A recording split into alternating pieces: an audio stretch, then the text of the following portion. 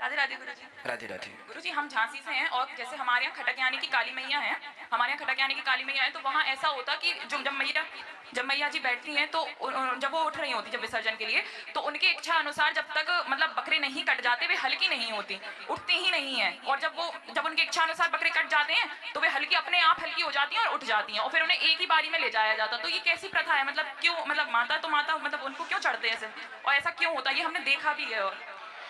देखिए, ऐसा लोगों ने मान्यता बना ली है। माता जी कभी किसी बकरे की हत्या नहीं चाहती और माता जी कभी करती भी नहीं है। ये एक क्या है, एक माइंड सेट हो जाता है। आपसे मैं कह दूं कि ये सांप, मैं एक रस्सी को पकड़ के आपसे कह दूं ये सांप है, मैं रोज कहूं ये सांप है सांप है, तो आप जानते हैं कि रस्सी है, लेकिन मैं रोज रोज कहूंगा सांप है सांप है, तो आप एक बार मजबूर हो जाएंगे सांप है सही तो नहीं है। बार बार सुनने से हो जाता है ना। उसी प्रकार मैं आपको एक इतिहास बताता हूँ, कुछ वर्ष पुरानी घटना। एक आदमी, एक विदेशी कोई घटना है, मैं सुना रहा हूँ। एक व्यक्ति का मन हुआ मरने का। उसको लगा कि अब मैं तो बहुत परेशान हो गया हूँ, आत्महत्या कर लेता हूँ। तो उसने आत्महत्या करने के लिए प्लान तैयार कर लिया कि मुझे इस खाई से कूद करके मरना है। वो खाई में कूदने के लिए गया। तभी उसके मन में विचार आया कि क्यों मैं मर रहा हूँ, मैं अपना भला सोच रहा हूँ। उसको लग रहा है कि वो मर के अच्छा कर रहा है ना। तो उसको लगा कि मैं अच्छा कर रहा हूँ तो एक काम करूँ, मैं और लोगों को भी जोड़ लूँ। तो उसने सोचा कि मैं 2 दिन का टाइम लेता हूँ। तो उसने मरने के पहले अखबार में निकलवाया कि जिसको समस्या का समाधान करना है यहाँ आ जाए। उसने एक पार्टी अरेंज की, एक जगह नियुक्त की, वहां पर अखबार में नंबर देख के सबको बुलाया। तो उसमें उसने लिखा था कि जिसको बहुत समस्या है वो आए, मैं सारी समस्याओं का समाधान करूंगा।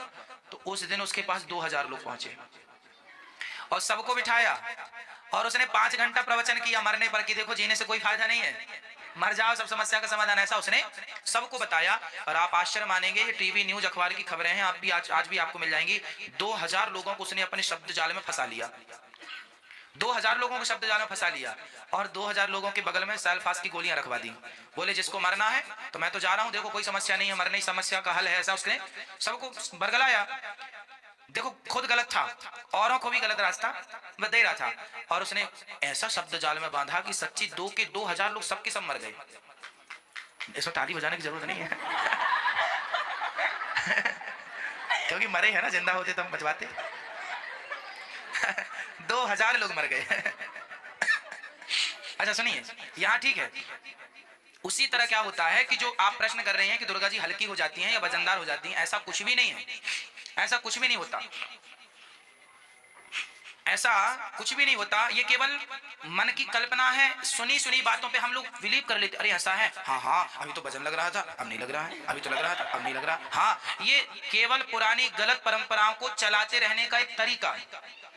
कुछ नहीं हल्का और वजनदार नहीं है। आप जो है ठीक है, परंतु बकरे की बलि कहीं से कहीं तक सही नहीं है। मैं इसका समर्थन कभी नहीं करता और माता जी भी नहीं करती। हमारे शास्त्रों में अहिंसा ही परमो धर्मा लिखा हुआ है। क्या लिखा है? अहिंसा ही। हम लोग हिंसा की पुजारी नहीं कि हम किसी की जान लें, हम और हमारी देवी भी ऐसा नहीं चाहती।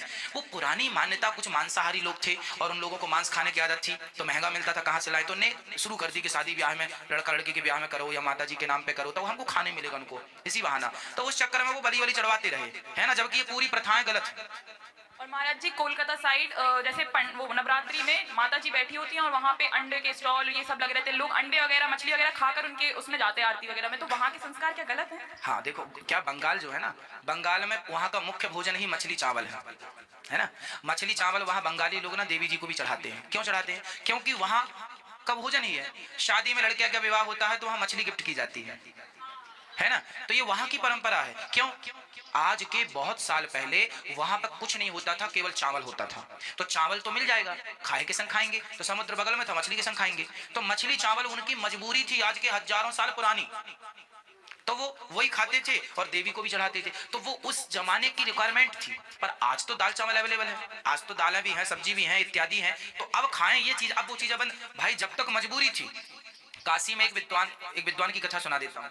काशी में एक व्यक्ति थे, वो विद्वान थे, इतने गरीब थे, इतने गरीब थे, इतने गरीब थे कि उनके पास खाने को रोटियां तो वो रोज शमशान जाते थे, काशी का शमशान, तो वहां मुर्दे के बगल में ना लोग भोजन रख देते थे कि मुर्दे के नाम का, तो वो मुर्दे का भोजन खा के आते, सब लोग चले जाते थे वहीं बैठते खाते और खा के पढ़ने लगते, मतलब पढ़ा विद्यार्थी थे तो पढ़ते पढ़ते पढ़ते और बढ़िया खाने को ना मुर्दे को आदमी पकवान देता, खूब पकवान खाए, वो खूब पकवान खाए मुर्दे के नाम का और खूब खा के पढ़े और पढ़ के वो इतने विद्वान हो गए और विद्वान होके बड़े पैसे वाले हो गए।